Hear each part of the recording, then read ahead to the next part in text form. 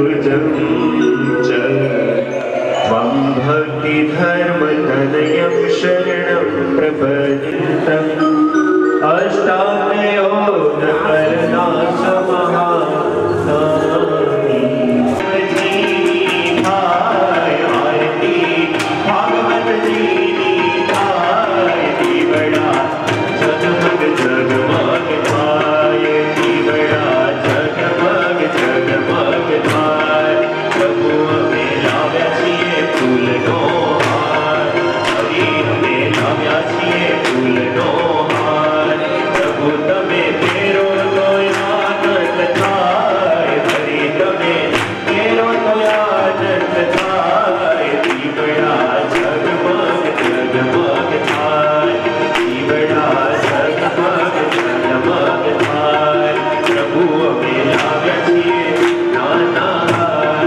પ્રભુ અમે લાવ્યા છીએ સોનાનો થાળ હરિ તમે આરોગ તો આનંદ થાય પ્રભુ તમે જવો તો આનંદ થાય દીવડા જગમગ જગમગ થાય દીવડા જગમગ જગમગ થાય ચાલો મારો વૈદ્યતા ભવન થાય આરતી ભાગવતજીની થાય આરતી ભાગવતજીની થાય દીવડા જગમગ જગમગ થાય આયવ સર્વોપી ઓંકારત કહે મોટી કરુણાવતારમ સંસારસારમ ગુણવિગ્રહારમ સદા વસંતમ હરિ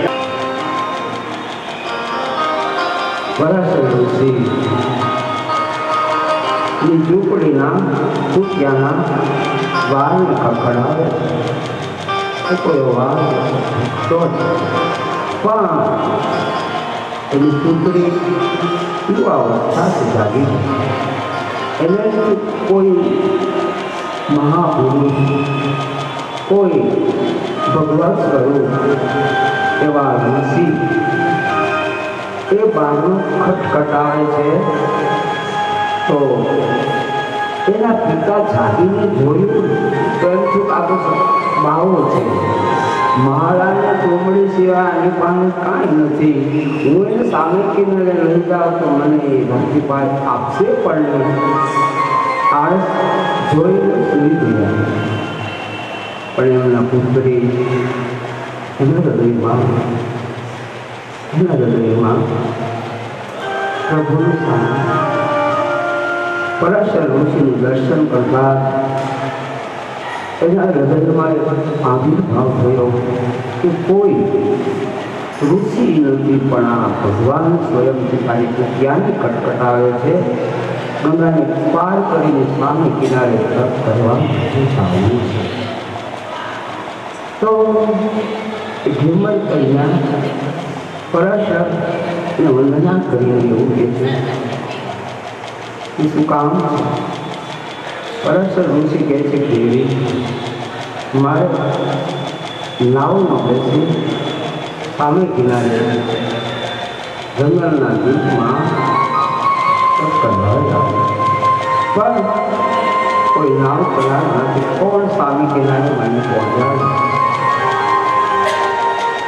સત્યવતીને એવું કહ્યું કે લે કોઈ મહાપુરુષ છે ચાલો તમારે જવું હોય તો ગુરુદેવ હું નાવ ચલાવી મારા પિતા બહુ થાકી ગયા છે જાગશે પણ ચાલો બેસી જાઓ નાવમાં મને નાવ ચલાવતા આવડે છે તો નાવ ચલાવે છે પરાશર ઋષિ એ નાવમાં બેઠા છે આ બાજુ પ્રભુની ઈચ્છા ગંગોર વાદળો એ વ્યાપક બની અને અંધારો વરસાદના બુંદ પણ ટપકવા લાગ્યા વરસાદના બુંદથી સત્યવતીના કપડાઓ પલળી ભીંજાઈ ગયા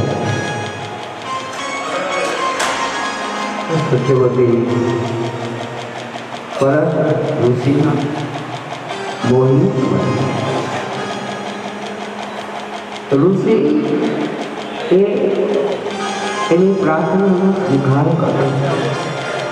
સામે કિનારે પહોંચ્યા તો પરાશર નાવમાંથી ઉતરી તપ કરવા માટે જંગલની બીચમાં જાય છે. ત્યારે સત્યવતી કે મને સાથે સજાવ.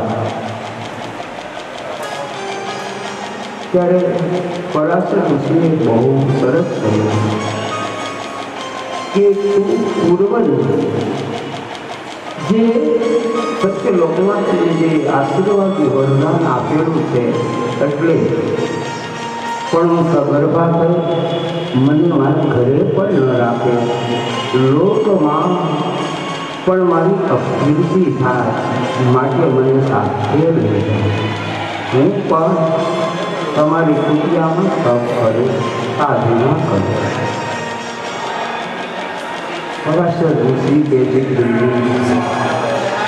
તું તારા શરીરમાંથી 8 દિવસથી 7 યોજન સુગંધી એ પવન નીકળશે અને તારે ત્યાં એક દિવસ ભગવાન વ્યાસનો જન્મ થશે અને એ ભગવાન વ્યાસ જન્મ થતાની સાથે એ પણ જંગલની બીચમાં જાય છે. ત્યારે પોતાની માને એવું કહે છે કે જ્યારે મારી જરૂર પડે ત્યારે મને યાદ કરજો. એ માં સત્યવતીને કહે છે હું આવીશ, પણ મારે તમારી સાથે રહેવું નથી. આમ કરતા એક દિવસ શંકર રાજા હરદ્વાર એના પિતાના નામ ઉપરથી વર્ષોથી એના પિતા એ હરદ્વારમાં રહેતા અને એના નામ ઉપરથી હરદ્વાર નામ થયું છે. સુખદેવજી મહારાજ કહે છે કે હે રાજા, એક દિવસ શંકર મહારાજા જે હસ્તિનાપુરના રાજા હતા, એના રાજ્ય સિવાય આખા વિશ્વમાં ભારત દેશનું રાજ્ય. બપોર પછીના સમયમાં શંકર મહારાજા ગંગાના કિનારે વિચરણ કરી રહ્યા છે. ત્યારે પિતાએ કહ્યું કુમાર, સ્વયં મૃત્યુમાન ગંગા એ નારીનું રૂપ ધારણ કરી અને તને ભરવા માટે આવશે. તું તો એને ના પાડે, એનો સ્વીકાર કરજો. મા બાપની આજ્ઞા છે, પુત્રની ફરજ છે, એ પાલન કરે. તો શંકરુ રાજાએ પેલી ગંગા એને અદ્ભુત અને અલૌકિક ગંધર્વ દિવ્ય શરીરનું શરીર ધારણ કરે. ગંગા નારીના રૂપમાં શંકર રાજાના ચરણોમાં વંદના કરે છે. મારો સ્વીકાર કરો. હા, ગંગા કહે છે કે હું તમારા મહેલમાં તમને પરણું કરી તમારી સાથે રહું, પણ મારી શરત મંજૂર હોય તો. શંકર મહારાજે કીધું કઈ શરત?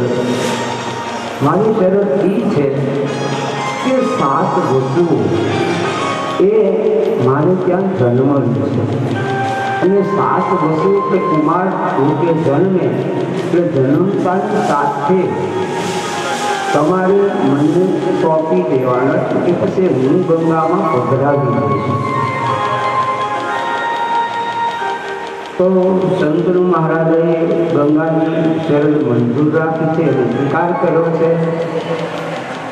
પ્રથમ કુમારનો જન્મ થયો. એ ગંગાએ કીધું હે દાસી, મહારાજાને આપતા. મહારાજાને આપતા પાછો દાસી ગંગાને આપે છે. ગંગા પાણીમાં પધરાવી દે. બીજા કુમારનો જન્મ થયો. એ પણ રાજાને આપે છે. રાજા રાણીને આપે છે. એ ગંગામાં પધરાવી 7 પુત્રો એ ગંગાના એમને પ્રદાન કરી દીધા. કારણ કે પોતે પણ ગંગા છે, પણ નારી સ્વરૂપે બન્યા છે. પોતાના પુત્રો એણે 7 એ ગંગામાં પધરાવી દીધા. સમયાંતરે 8મા કુમારનો જન્મ થયો. ગંગાએ શંતનુ મહારાજાને પાસે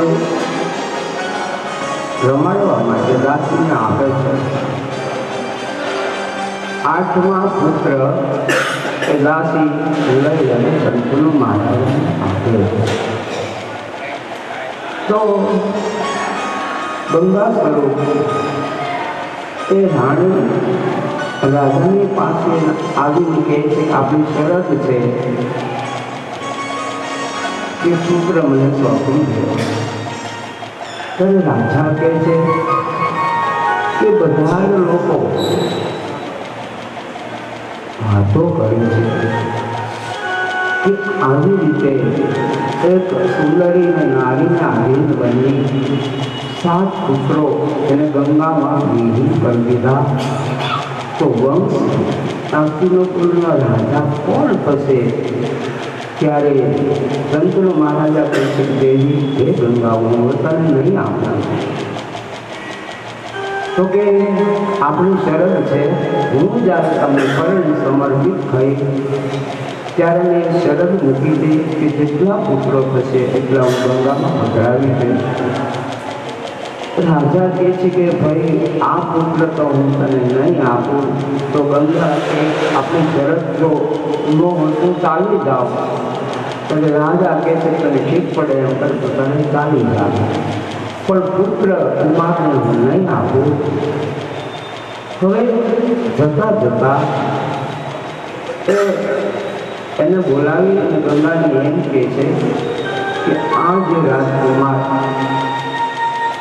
તેનું નામ દેવવ્રત રાખજે અને સાગરની બીચમાં તું તેનું પાલન પોષણ કરી લીધો.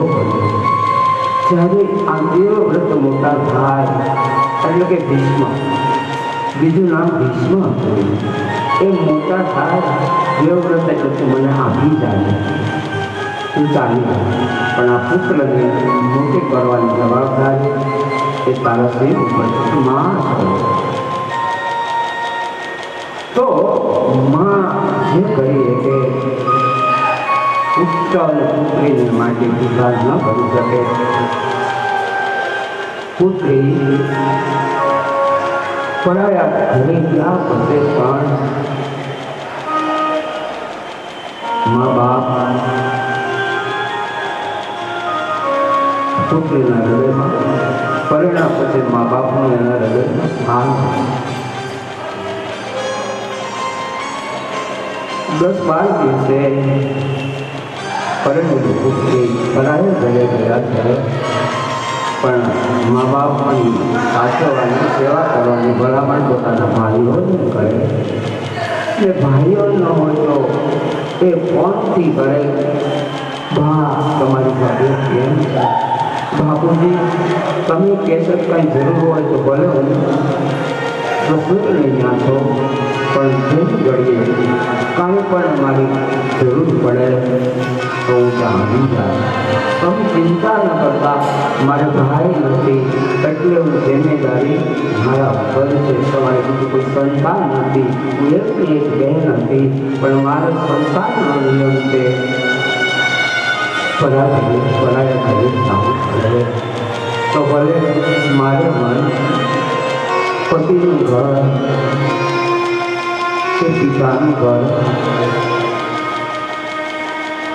સુખિયા દુઃખ લેશ માત્ર પિતાના ઘરનો ત્યાગ કરીને મા બાપે વિદાય આપી રહેતા પતિના પરિવારની સાથે પરિણય પહેલા જે પરિવારની સાથે કોઈ સંબંધ નહોતો, પણ પરિણામ પછી પુત્રી પત્ની બનીને મા બાપનું સારું જોતા પોતાના ઘરને ઉજ્જવળ કીર્તિના કળશો ચડાવે છે. દીકરી મારી લાડકવાઈ લક્ષ્મીનો અવતાર એ સુવે તો રાત પડે ને જાગે તો સવાર દીકરી મારી લાડકવાઈ હો દીકરી મારી લાડકવાઈ હો કાલું ઘેરું બોલતી હતી તુझे ઘર માય તેરી એક જ સીધમાં તારા ચમકે મોતીડા હજાર દીકરી તારા બાલનો દરિયો જીવન ભર છલકાય પામતા જીવન માત પિતાનું ધન્ય થઈ જાય એક જ સ્મિતમાં તારા ચમકે મોતીડા હજાર દીકરી મારી લાડકવાઈ હો દીકરી મારી લાડકવાઈ હો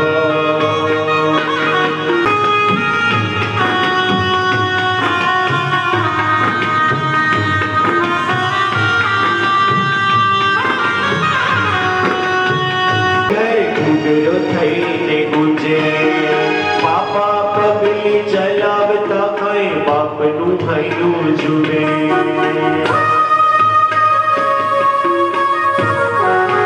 થઈને ગુંજે પાપા પગલી ચલાવતા કઈ બાપનું હૈયું જુએ દીકરીનું તો માત પિતાનો સાચો છે આધાર દીકરી મારી લાડકવાઈ લક્ષ્મીનો અવતાર એ સુવે ત્યાં રાત પડે ને જાગે તો સવાર દીકરી મારી લાડકવાઈ હો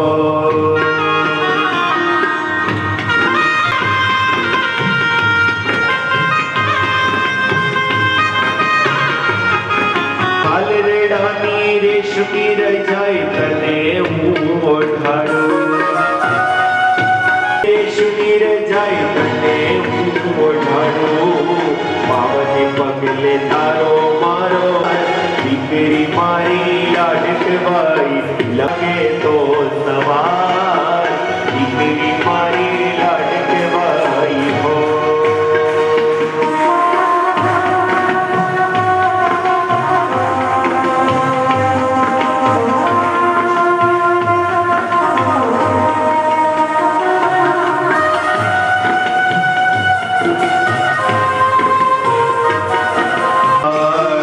રમતા થાકીને ભૂખ લાગે તો ખીર રાખું તૈયાર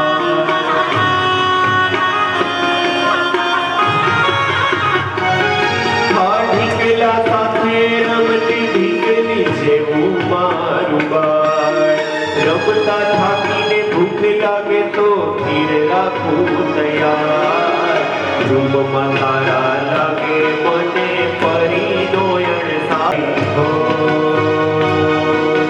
દીકરી મારી લાડકવાઈ હો દીકરી મારી લાડકવાઈ હો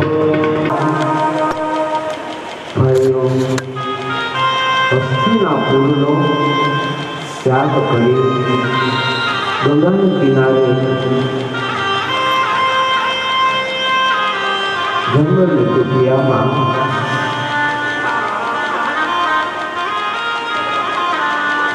તપ કરવા માટે ગયા.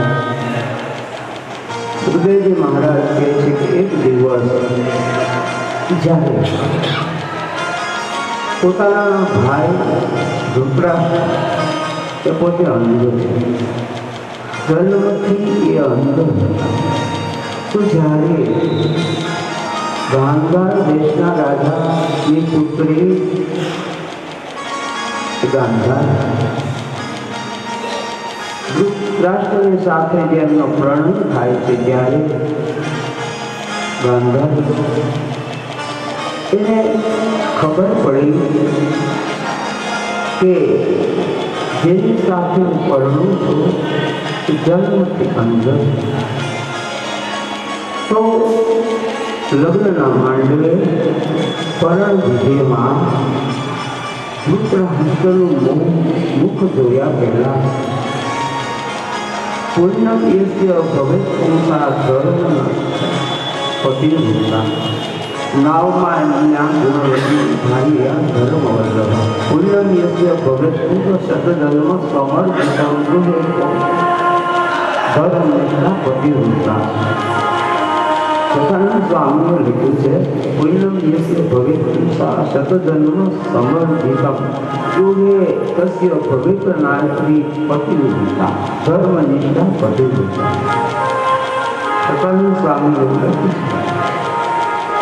કે 100 જન્મના ધર્મ કોઈના આપણા થાય ત્યારે ધર્મનિષ્ઠા અને કૃપા પતિર્ભૂતા નારી એ પુરુષને વધે છે. ગાંધાર દેશના રાજા ગાંધારની પુત્રીની એને ધૃતરાષ્ટ્રએ અંધ છે એટલે માંડવું જતા પહેલા ગાંધારીએ આટલું પાઠો બાંધ્યા છે અને એને ત્યાં દુર્યોધન આદિ 100 પુત્રો એ જન્મ. પાંડુ મહારાજા એને 2 પત્ની હતી કુંતા અને માધવી. એને ત્યાં પાંડુ મહારાજા ધર્મ રાજા ભીમ સહદેવ અને નિપુણ 4 અને અર્જુન એને પુત્રો થયા. પાંડુ મહારાજા એ સૌથી મોટા પુત્ર. પછીથી ધૃતરાષ્ટ્ર છે સૌથી નાના ભાઈ. જે આપણે વિદુર રાજાનો પ્રશ્ન છે કે મારા રાજા વિદુરે શા માટે ઘરનો ત્યાગ કર્યો. તો એક દિવસ ધૃતરાષ્ટ્ર વિદુરને પોતાના મહેલે બોલાવે અને વિદુર રીતિના પ્રશ્ન અનુસાર એને પ્રશ્ન કર્યો છે કે ભાઈ તું ઘણા દિવસે મારા મહેલે આવ્યો પણ ઘણા દિવસથી મને નિદ્રા આવતી નથી, ઓમ થાય ખાવું ભાવતું નથી. એક સમય દિવસ મારા માટે વિતાવો બહુ ભયંકર બની ગયો તો મને શાંતિ થાય. એવું એ લીધું તમે મારા ભાઈ ભગવાનના ભક્ત છો. કુલભાઈ વિદુર તમારું પ્રેમનું પાત્ર અદભુત છે, બધું જ સમજું છું, પણ તમે હસ્તિનાપુરના રાજ્યના મંત્રી છો. ત્યારે વિદુર ધૃતરાષ્ટ્રને કહે છે કે ભાઈ વિના કારણે પાંડવો નિર્દોષ હતા, પણ એક દિવસ તમારા પુત્રોએ કપટથી રાજ્ય પણ લઈ લીધું. પાંડુ મહારાજને સ્વર્ગે સિધાવ્યા હતા, કુંતા વિધુર બન્યા હતા અને 5 પુત્રો નિરાધાર બન્યા હતા. ત્યારે તમે કુંતા, અર્જુન, તેના પુત્ર યુધિષ્ઠિર મહારાજા, ભીમ, સહદેવ અને નિપુણ 5 પુત્રો નિરાધાર બન્યા છે. પણ એને દુઃખ આપવા કોઈ તમારા પુત્રએ બાકી રાખ્યું રાજ્ય પણ અને સ્વયં ભગવાન દ્વારકાધીશ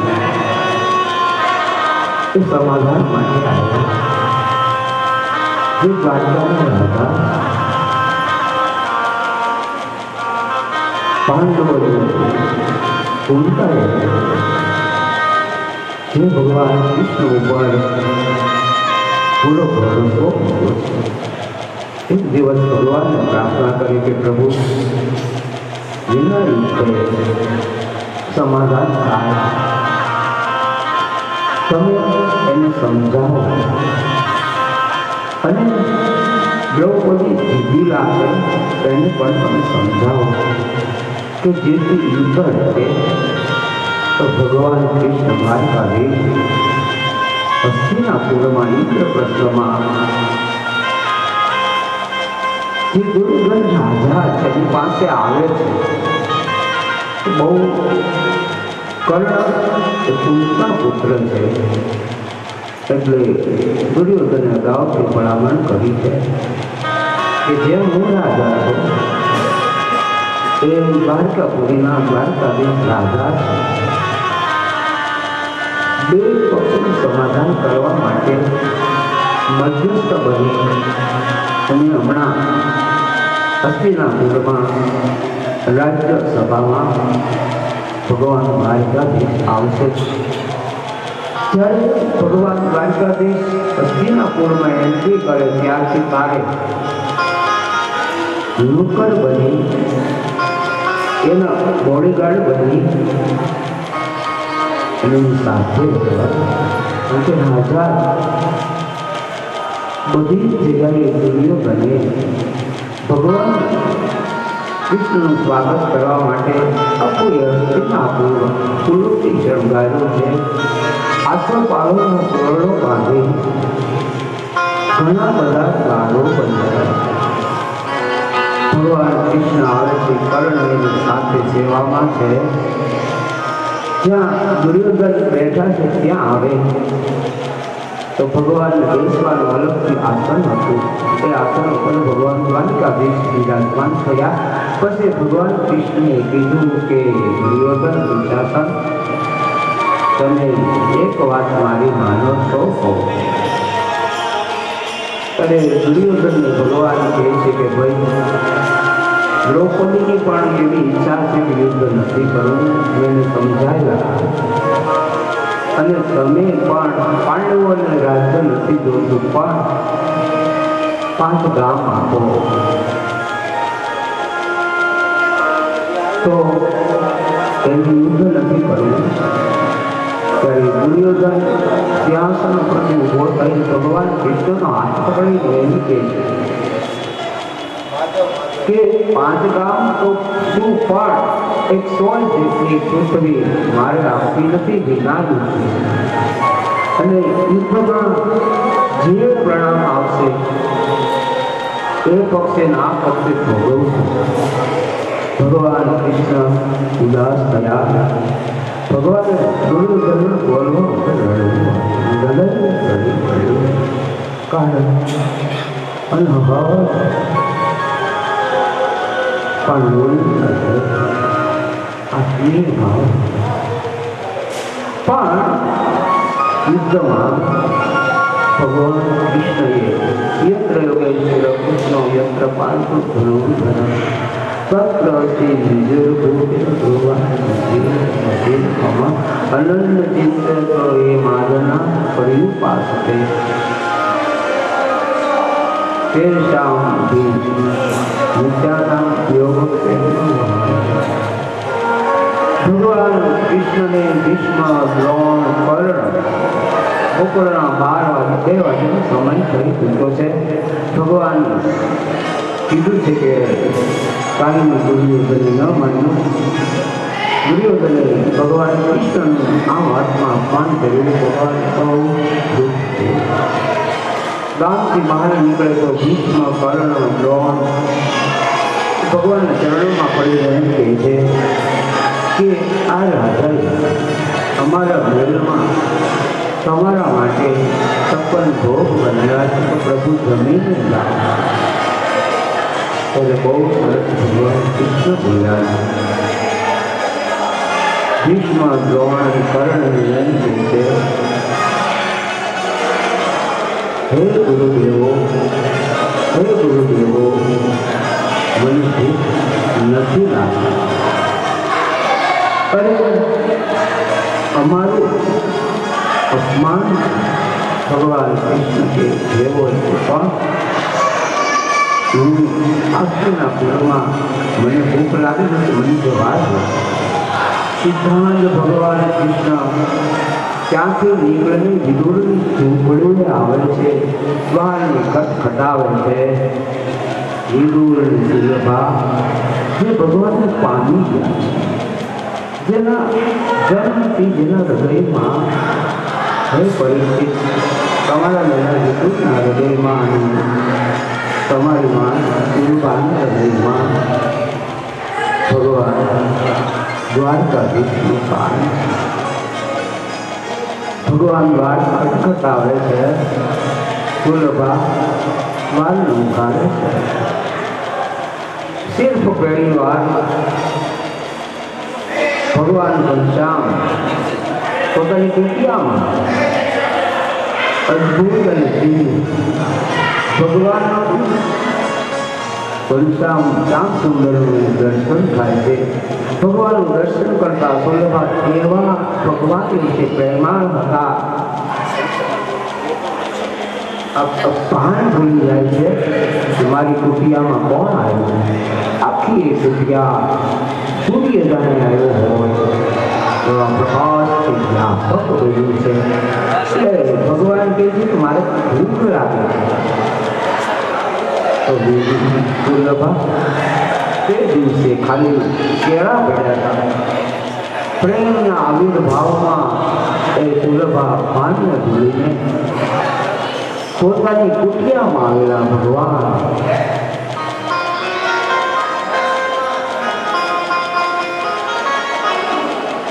એ ગર્ભને થઈ ગઈ. કેળા કેળાની ચાલ ભગવાન કૃષ્ણ તો કૃષ્ણ ખાયા હસતો હસતો ખાય વાલો મારો હસતો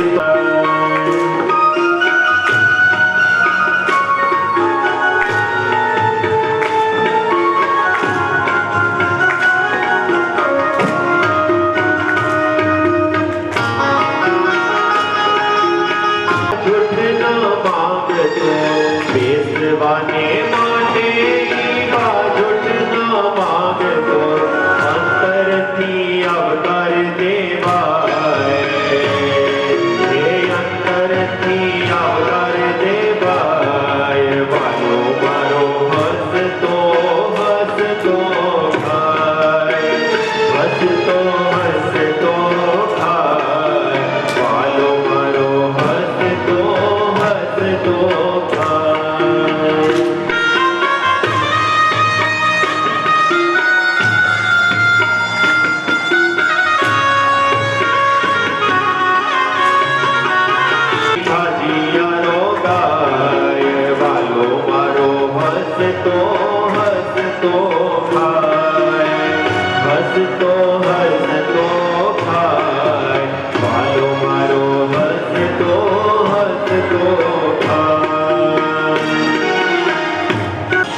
યાત્રા કરવા નીકળ્યા. વિદુર જ્યારે પરીક્ષિત પોતાની કુટિયાને છોડી ગમ પર્યટન સદા શયનાભૂત અલાક્ષિકા સ્વૈરવતો ભૂતાની તેરે હરિતો શરણાની. ઓહો આત્માનામ ગુરુશ્રેષ્ઠે કૃષ્ણ મનોસે ચિતમ જાયન ગતે ભગવાન વિરોધ પ્રેમ વિવળ દુર ભવ બતલો કોયો યાદો નિતરામતે અસ્માત લોકાત ઉપરતે મયી સ્નાન મદાશ્રય પિતરી પ્રસ્થિતે કરણ્યા માતૃ તસ્મિન બિંદુ સરોવરે વાસિત ભગવાન કપિલ પિતરી પ્રસ્થિતે રમ્ય માતૃ તસ્મિન બિંદુ સરોવરે વાસિત ભગવાન કપિલ અદ્ભુત ભાગવત કથા મહિમાનું કારણ કે મનુ શત્રુપાના દીકરા કરદમ ઋષિ બ્રહ્મા થકી જન્મ થયો. મનુ શત્રુપા થકી એ કરદમ મહર્ષિ સિદ્ધપુરમાં આવ્યું અને તપશ્ચર્યા કરે છે. 1000 વર્ષ તપ કર્યું. ફરીથી તેના તપથી ભગવાન એને દર્શન આપે છે અને માગવાનું કહે છે. ત્યારે કરદમ મહર્ષિ ભગવાનના દર્શન થતા ભગવાનમાં એવા પ્રેમમાં આવિર્ભાવ પામી ફરીથી ભગવાનનું શરણો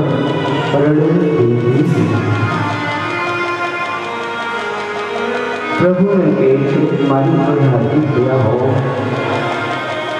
તો હે પ્રભુ તમારા જેવો એક દીકરો ભગવાને સ્વીકાર્યું છે. હું હે કરદમ તારી પુત્રીમાં તારી પત્ની દેહૂતી થકી જન્મને ધારણ કરી સમયાંતરે પણ મનુને શત્રુપા એની પુત્રી દેહૂતી એ તને આજથી 5મા દિવસે સમર્પણ કરવા આવશે ત્યારે તમે તેનો સ્વીકાર કરજો. દેહૂતીના મહેલે નારદજી આવ્યા છે. નારદજીની પૂજા કરી. નારદજીએ કીધું કે દેવી તારો પ્રણય લગ્ન ગુરુદેવ મારો હાથ જોઈ આપો અને મારું ભાવિ જોઈ આપો. ત્યારે નારદજી કહે છે કે દેવી આ લોકમાં આખું વિશ્વ જેના ચરણોમાં વંદના કરીએ હમણાં સ્વયં ભગવાને પણ જે કરદમ ઋષિ એની કુટિયામાં જઈને એને દર્શન આપ્યું હતું તો તું કરદમ મહર્ષિની સાથે પ્રણય કરજે. તારું શરીર સમર્પિત કરજે કે જેને કારણે તું એક દિવસ ઈશ્વરની મા બની. નર્મદના ઉપદેશથી મનુ શત્રુપા દેવહૂતિને સાથે લઈ કરદમ ઋષિની કુટિયામાં આવે. ફરીથી કરદમ ઋષિની કુટિયામાં આવતા મા બાપ અને દેવહૂતિ એ બેઠા છે. શિર સામે ઋષિ બેઠા. મનુ અને શત્રુપા એ પોતાની પુત્રી એને એમ કહે છે કે આ કરદમ ઋષિને તારે પરણવું છે તેને સમર્પિત અમે કરીએ. ત્યારે ગમે તેમ તો માનવું લગે માં પ્રસૂતિ શત્રુપા એમ કહે છે કે આની કુટિયામાં તો કાંઈ નથી. ઘાસની કુટિયા છે. મારી પુત્રી તો રાજમહેલમાં તારે પડશે મોટી છે. તો એ પતિદેવ હે મનુ મહારાજા અને કેમ આપણે પુત્રી આપીને જાઓ. ત્યારે દેહૂતિ બહુ સરસ કહે છે કે પિતા હે માતા આ કોઈ ઋષિના રૂપમાં સ્વયં ભગવાન છે. મારે આ લોકોની કોઈ સંપત્તિ કે ઋષિના શક્તિનો મારા મનમાં સંકલ્પ નથી. ઋષિ કરડે અને વિષયનો વિચાર મારા મનમાં જો આવે તો મને એવો ડંક ભયાનક લાગે છે. નિર્દોષ જેના નેત્રોમાંથી કરદમ ઋષિના નેત્રોમાંથી જે ભગવાનનું દર્શન કર્યું આંસુઓની ધારા. એટલે એ તીર્થનું નામ બિંદુ સરોવર. આ જે પણ પુરાણમાં લખેલું છે પ્રસિદ્ધ તીર્થ છે સિદ્ધપુરમાં બિંદુ સરોવર. બિંદુ સરોવર, પંપા સરોવર, માન સરોવર ગંગા સરોવર અનાદિકાળથી છે. તો એ પુત્રી સમર્પિત કરે છે, પણ એ ઋષિ એક શરત કરી છે કે મને એક પુત્ર થશે, પણ પછી હું જંગલના વૃક્ષમાં આ તમારી પુત્રીનો ત્યાગ કરીને તપ કરવા માટે જંગલના વૃક્ષમાં ચાલ્યો જાય. તો હવે મનુ મહારાજ કહે છે કે આ પરિણામ પહેલા તો સાધુ બનવાની વાત કરે છે અને આપણે દીકરી આપી કે દેવહૂતિ એ બહુ સરસ બોલ્યા છે, મારે તો પરણવું આ ઋષિને જ પરણવું છે. મારા ગુરુદેવ નારદે પણ આજ્ઞા કરી છે આ લોકમાં અત્યારે સૂર્યની સમાન સૌથી પ્રકાશમાન એવા કર્દમ ઋષિને તું તારું જીવન સમર્પિત કરજે. તો મારે તો મનન સદુપાય કર્દમ ઋષિને પોતાની વાલ સોઈ પુત્રી રડતા ઋષિને આપી પોતાની સમયાંતરે 9 કન્યકાઓનો રૂપિયામાં જન્મ થાય. શ્રવણમ કીર્તનમ વિષ્ણુ સ્મરણમ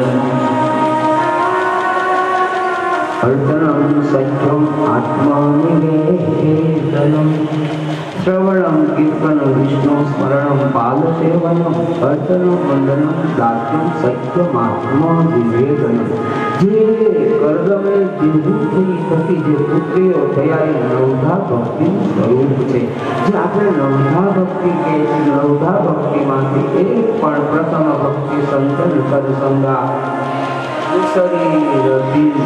કથા પ્રસંગા એક પણ ભક્તિ જો આપણામાં આવિર્ભાવ પામે તો આ ભાગવતના 30 સ્કંદની કથા એવું કહે છે કે જે દેવહૂતિને કર્દમની કુટિયામાં સ્વયં અખિલ બ્રહ્માંડનો માલિક કપિલ સ્વરૂપે જેમ અવતાર ધારણ કર્યો, પણ આ તો પુત્ર પહેલા પુત્રી થઈ છે, પુત્રની શરત છે. એટલે ઋષિ નહીં, દેવહૂતિ કહે છે કે ભાઈ તમારે કુટિયા છોડીને મહેલ છોડીને તમે જાઓ, પણ હજી તો આપણી તમારી શરત હતી એક દીકરો થાય પછી હું સાધુ. દીકરો તો થયો નથી. હા, નવધા ભક્તિ સ્વરૂપે 9 કન્યકાઓનો જન્મ થયો છે, પણ સુખદેવજી મહારાજ કે જે ભરે છે તો હવે જેને હૃદયમાં ઈચ્છે ધારી હતી, જેને માટે આરાધના કરી હતી, જે ભગવાને વરદાન આપ્યું હતું, એ કર્દમ અને દેવહૂતિના મેલમાં અત્યારે મેલ મળી ગયો. કારણ કે એને ભગવાનનું વરદાન આપ્યું કે ભલે તમે તપસ્યા કરો, પણ જ્યારે તમારો પ્રણય થશે, 9 કન્યકાઓનો જન્મ થશે ને ભગવાન આવ્યા પહેલા તમારું કુટિયા છે એ સોનાનો મેળ બની જાય છે. કેટલી દાસવાસીઓ એ દેવહૂતિની સેવા કરનારી હશે, કારણ કે તે ભગવાનના ઘરેથી આવેલા છે, આ લોકના કોઈ જીવ નથી. એટલે એને ત્યાં સમયાંતરે કર્દમ ઋષિ અને દેવહૂતિની કુટિયામાં ભગવાન કપિલ એનું અવતરણ કર્યું છે. ભગવાન કપિલનું પ્રાગટ્ય થયું છે. ઋષિ બહેનો એની પ્રેમથી પોતાને ત્યાં પ્રગટેલા ભગવાન કપિલ એની આરતી કરી, પૂજા કરી, વંદના કરી છે. એ ભગવાન કપિલની પાસે માંગણી કરે છે કે અમે નવધા ભક્તિ સ્વરૂપે પ્રગટ્યા છીએ, પણ અમને વરદાન આપો કે મોક્ષો જીવ, ભગવાનના જે જીવ એના હૃદયમાં એ નવધા ભક્તિનો આપણે સરવાળો કરીએ તો એક ભક્તિના 9 પ્રકાર છે. નારદ પુરાણમાં એવું બતાવ્યું છે, 81 પ્રકારની ભક્તિ નારદ પુરાણમાં કરેલી. કર્દમને દેવકીની જે 9 કન્યાઓ છે એમાંથી જ નવધા ભક્તિ અને નવધા ભક્તિનો એક ભક્તિનો સરવાળો કરતા 81 પ્રકારની એ ભક્તિ થાય. તો સુખદેવજી મહારાજ કહે છે કે એ પરીક્ષિત, ભગવાન કપિલનું જ્યારે અવતરણ થયું છે ત્યારે હવે ભગવાન કપિલ પોતાના પિતા કર્દમ ઋષિ કહે છે કે દેવી તો હવે મને રજા આપો.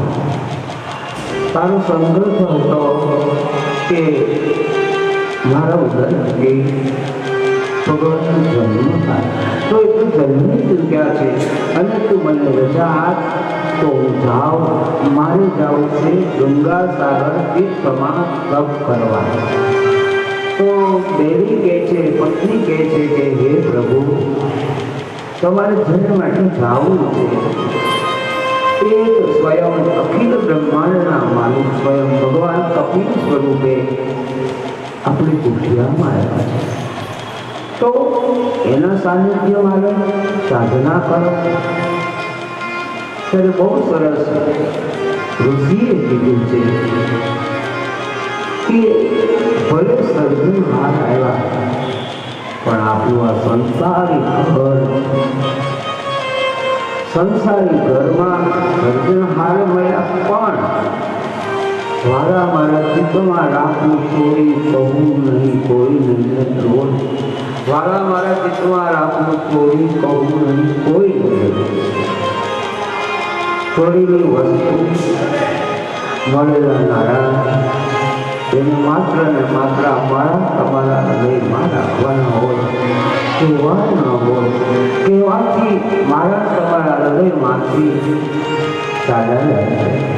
તો એટલા માટે સુખદેવજી મહારાજ કહે છે કે એ પરીક્ષિત એના પિતા ઋષિ એમ કહે છે કે મને રજા આપો. ભગવાનનું પણ દર્શન થઈ સૂચન લો. ભગવાન કપિલને કહે છે હે પ્રભુ મારે ઈષ્ટ છે, મને આશીર્વાદ આપો. જ્યાં સુધી ગંગા સાગર સંગમ તીર્થમાં જઈને મારી ઈચ્છા હોય ત્યાં સુધી હું તપશ્ચર્યા કરી સાગરના પેટમાં ભગવાન કપિલ આશીર્વાદ આપતા છે.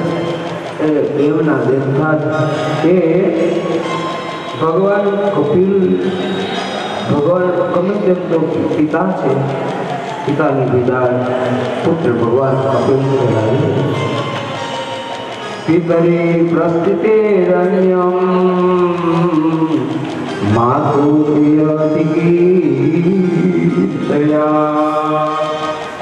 તસ્મિન બિંદુસરે વાસીન ભગવાન કપિલ અહમાભિમાનો થઈ કામલોભાદિ રમલહિ વિતમ યદા મન શુદ્ધ દુઃખ સુખમ સમમ.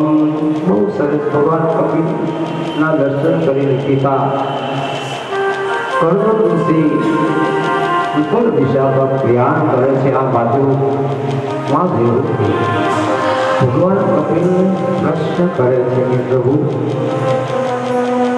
આ સંસારમાં વારંવાર જીવનો જન્મ કેમ થાય છે, જન્મ મરણ કે એવું મને જ્ઞાન. ભગવાન કપિલે મા દેવકીને જે જ્ઞાન આપ્યું છે એ તૃતીય સ્કંદમાં સાંખ્ય અને યોગ શાસ્ત્રનું જ્ઞાન એ માને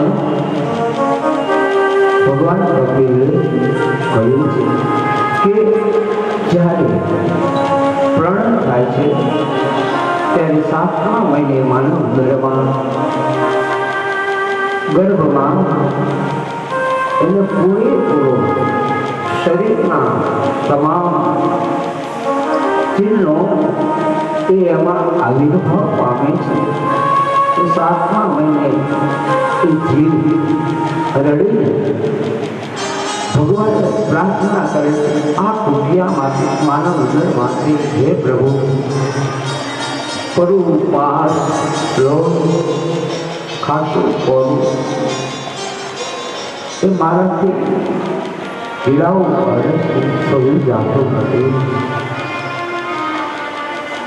આર્તનાદથી જીવ 7મા મહિનામાં પ્રભુને પોકારે છે. માનવ ઉદરમાં હે પરીક્ષિત, પ્રભુ કલ્યાણો છે. પરમાત્માને દર્શન આપે છે ચિત્ર સ્વરૂપે. ત્યારે ભગવાન એની જીવને ઉપદેશ કરે છે કે હું તને 9 માસ પૂર્ણ થતા જન્મ આપીશ, પણ મને તો ભૂલી ન જતો. પણ બાળકનો જન્મ થતા એ હું આ એવો શબ્દ બોલે છે રડવામાં, હું અહીં અને તું ક્યાં, એટલે કે તું ધામમાં છો ત્યાં જ અને હું આમાં આવું. આસક્ત બની આ બધું મને ગમે છે, સારું છું. મારી દુનિયામાંથી તે બહાર કાઢ્યો, તારો આભાર થેન્ક યુ. પણ મને ગમે છે તો કે આ તમામ મા બાપના વ્યવહાર, મા બાપની જિમ્મેદારી, એ બધું મને ગમે છે. જન્મતું બાળક રડે ત્યારે અવાજ નીકળે છે, હું આને તું ક્યાં. તો ભગવાન એક દિવસ વચન આપ્યું હતું સૂર્ય અને ચંદ્રની સાક્ષીએ ધીરે પણ જન્મ થતા એ બદલું થયું. તો ભગવાન કપિલ માને માનો થઈ આમલો ભાભી વીર માહી વિતમ યદા મન શુદ્ધ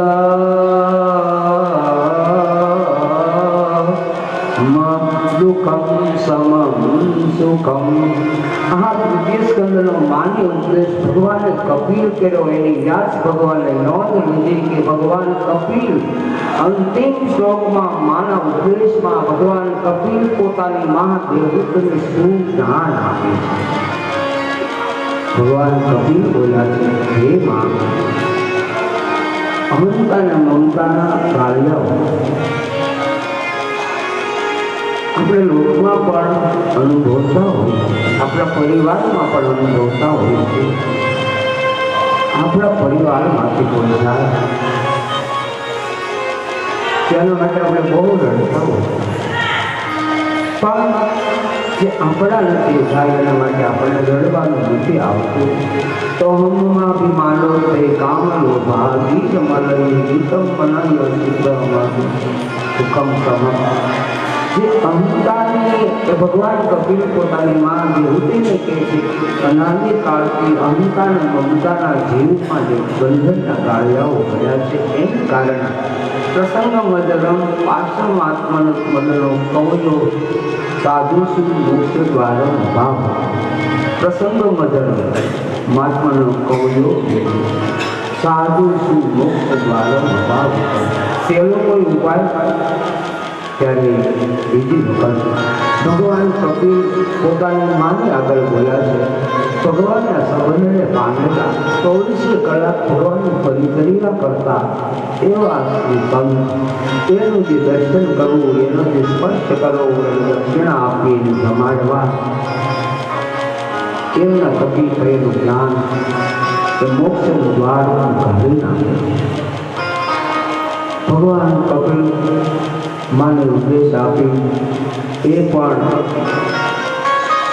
ભગવાન કપિલને ગંગા સાગર જાવું હતું, પણ જંગલની ભૂતમાં ગયો. ભગવાન કપિલ માં તેની વિદાય લઈ અને ભગવાન જતા મા દેવકીએ ઘરે શરીર છોડવાનો નિશ્ચય કર્યો છે. હવે આ શરીરને હું સદંતર ત્યાગ કરતો.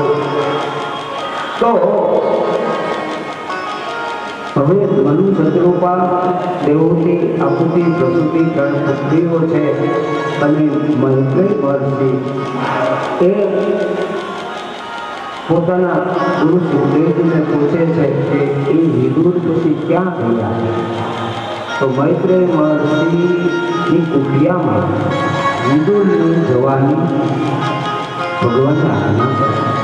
અને આ બાજુ જ્યારે પિંડાર ક્ષેત્રમાં સ્થાપિત થયા દૂતન સોપ મુનિ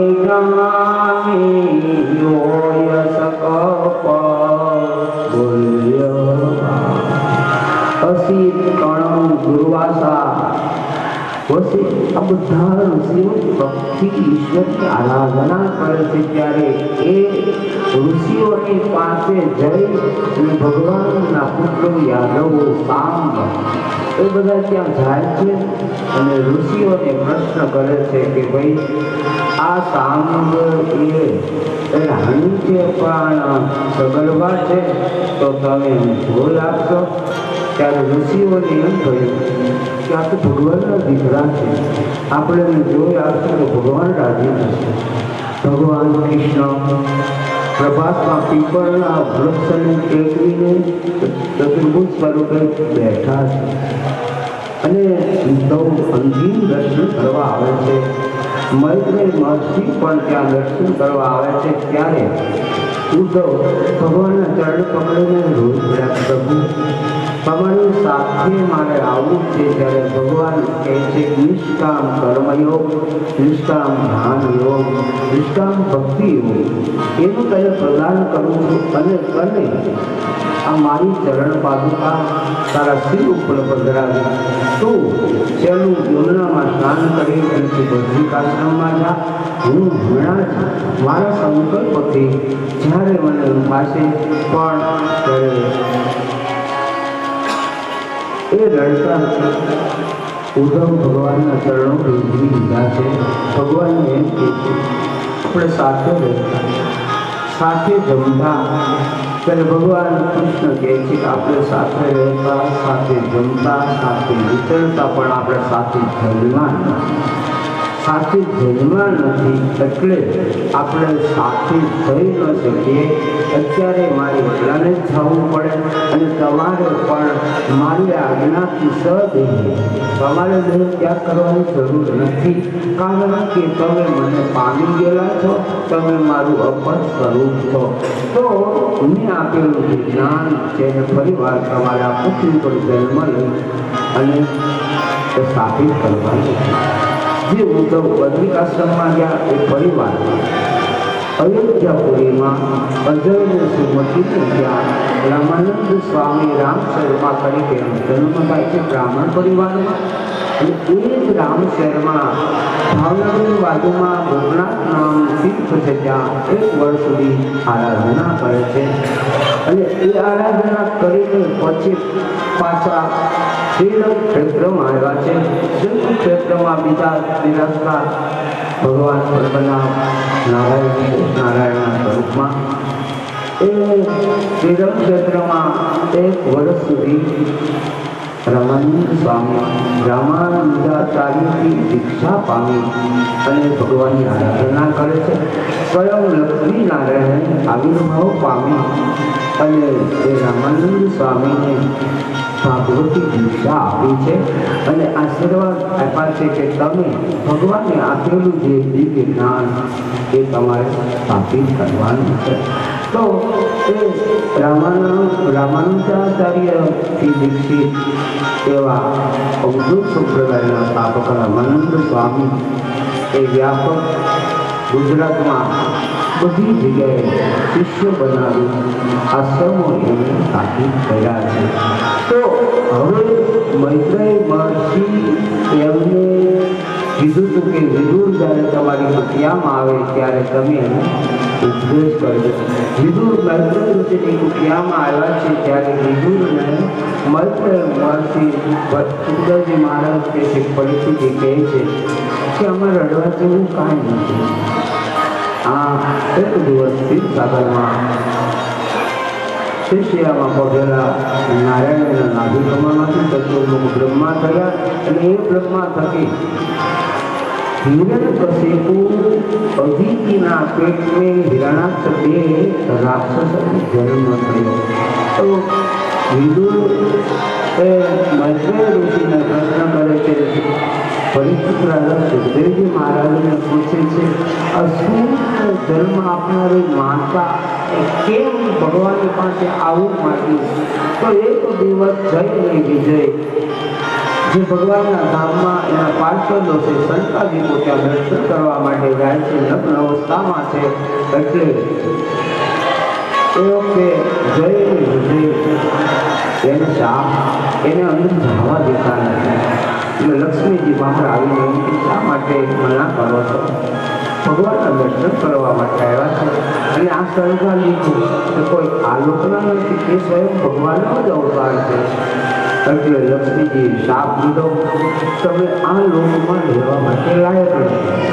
તો એ શાપિત બનેલા જય અને વિજય એ માની સ્વર્ગમાં આકાશમાં ઘૂમી રહ્યા છે. તો એક દિવસ કશ્યપ અને દીતિ એ સંધ્યા સમયે રુદ્રદાન અદિતિ એ પોતાના પતિ કશ્યપ ઋષિની પાસે માંગણી કરે છે. ત્યારે કશ્યપ ઋષિ બહુ સરસ એને સમજાવે છે કે સંધ્યાનો સમય એટલે ભગવાન શ્રી મા જગદંબા અત્યારે સંધ્યા સમયે વિચરણ કરતા હોય તો એનો આપણને દોષ લાગશે કરે, છતાં પણ એ કામના અધીન બની અદિતિ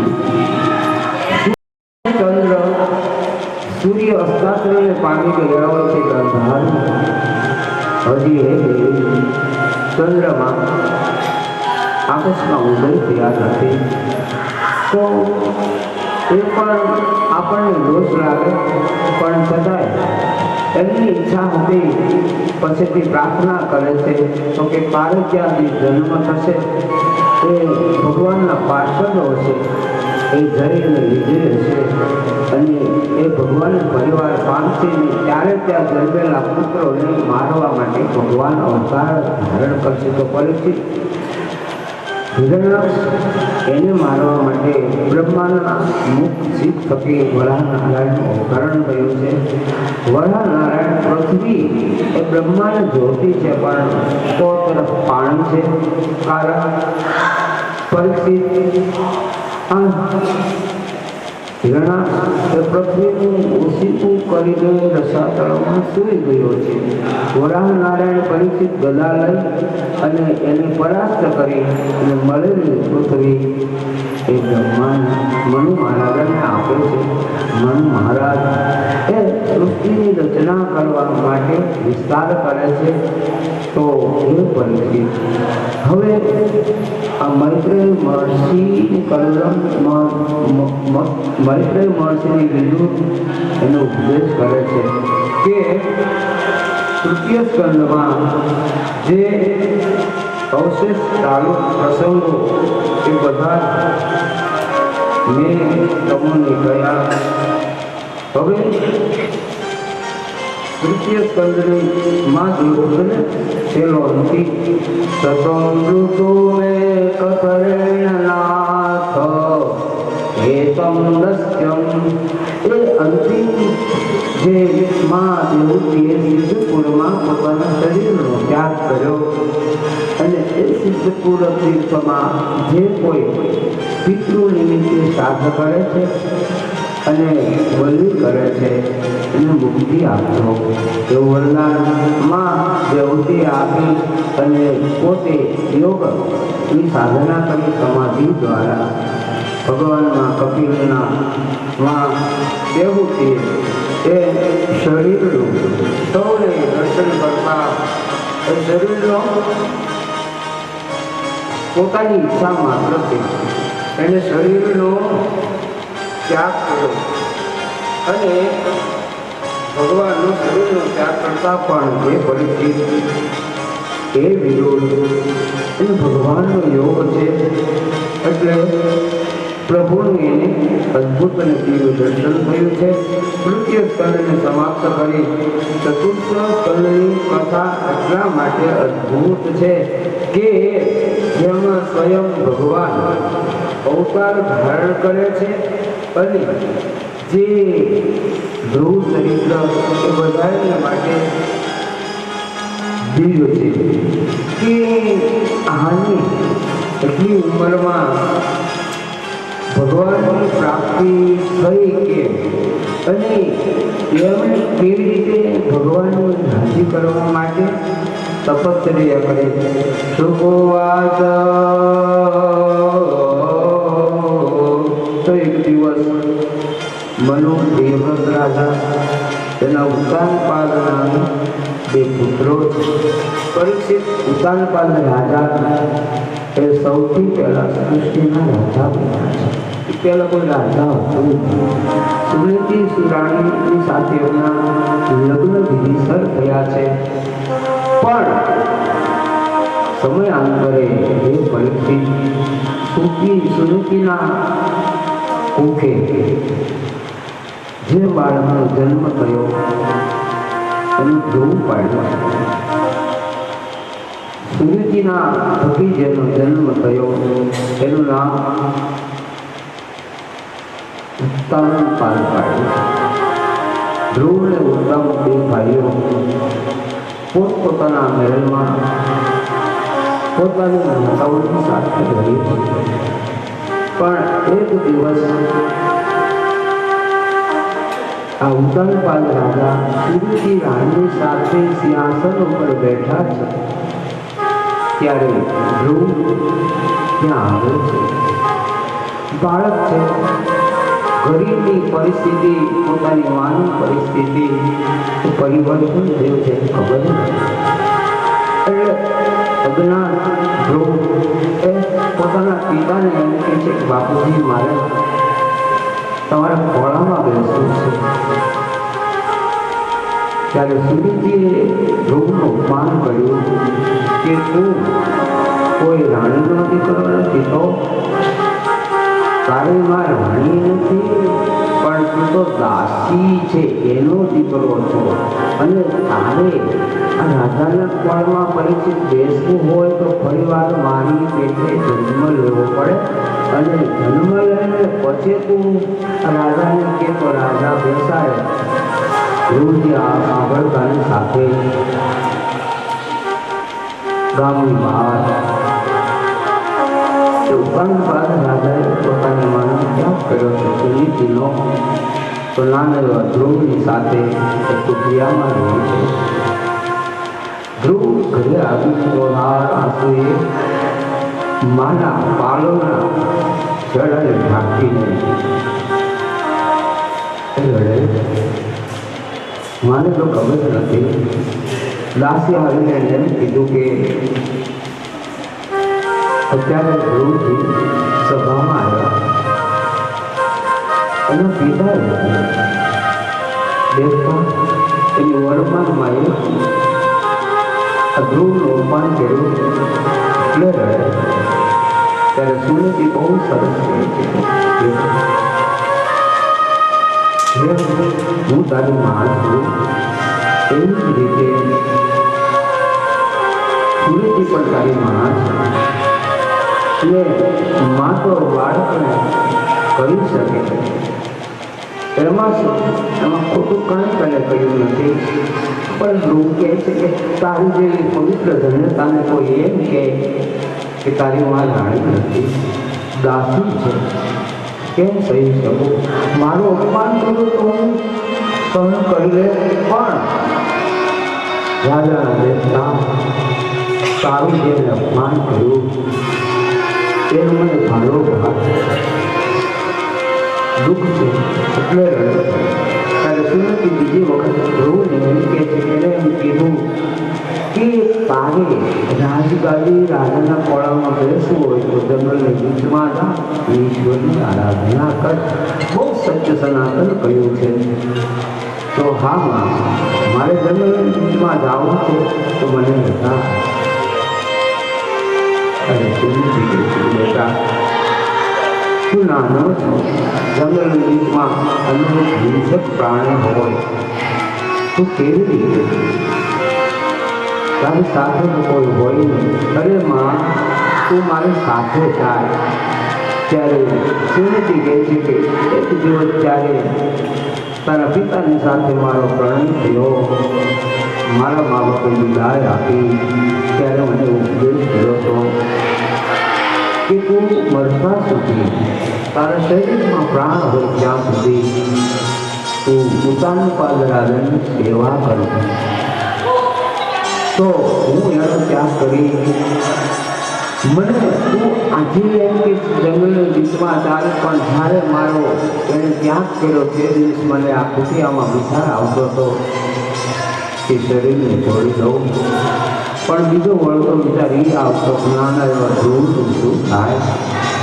નજર મારા મા બાપનો ઉપદેશ મને યાદ આવતો હતો કે તું તારા શરીરમાં પ્રાણ હોય, તારા પતિ તારો ત્યાગ કરે, પણ તું એની સેવા એમને વિશે જે અત્યારે પરણવા આવ્યાનો જે પ્રેમ અને મહિમાને મોટપ છે એ મરતા સુધી રાખજે.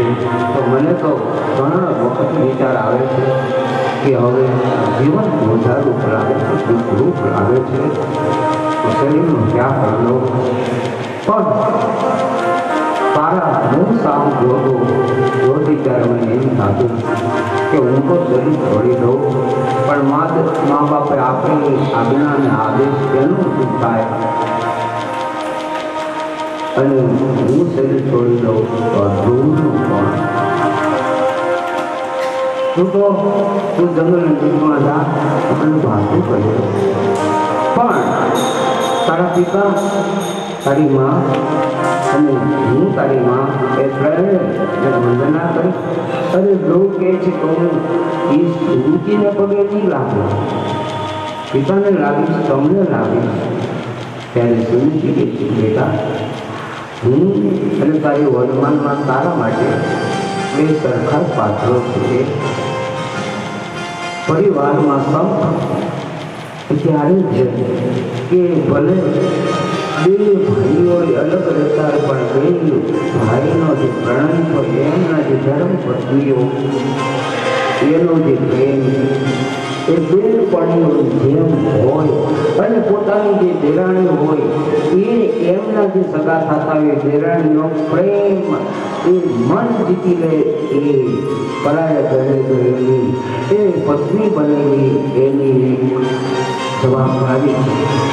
બહેનો એ એક દિવસ પોતાના મા બાપને ત્યાં હતા ને દેરાણી બન્યા, પણ આ બે પુત્રીઓના જે પતિની સાથે લગ્ન થયા છે, એક પરિવાર છે, ઘર છે, તો એ એવું માને કે હું તો ફલાણા ભાઈની પત્નીના મારા નાના ભાઈની પત્ની બેન પડ્યું છે, કાંઈ પણ ઘરનું કામ હોય, ઘરની વસ્તુ લાવવી હોય, પોતાની એક તો બધી દીકરા હોય, પણ દીકરાઓ પણ મિત્રની જેમ ભાઈઓથી પણ પુત્રોને પણ એમ ન લાગે કે હું આનો પુત્ર છું, આ મારા મોટા માનો દીકરો છું. એ ધ્રુવ એ પોતાની માં સુનિધિ એને એ સમજાવે છે કે તારી માં તારા માટે સમાન છે. તો પગે લાગી સુનિધિને વંદના કરે, આશીર્વાદ આપ્યા કે હા જંગલની બીચમાં જા, તને ભગવાન મળશે. પોતાના બાળકો રાજાને પણ આશીર્વાદ આપ્યા કે તને ભગવાન મળશે. સુનિધિ પણ એને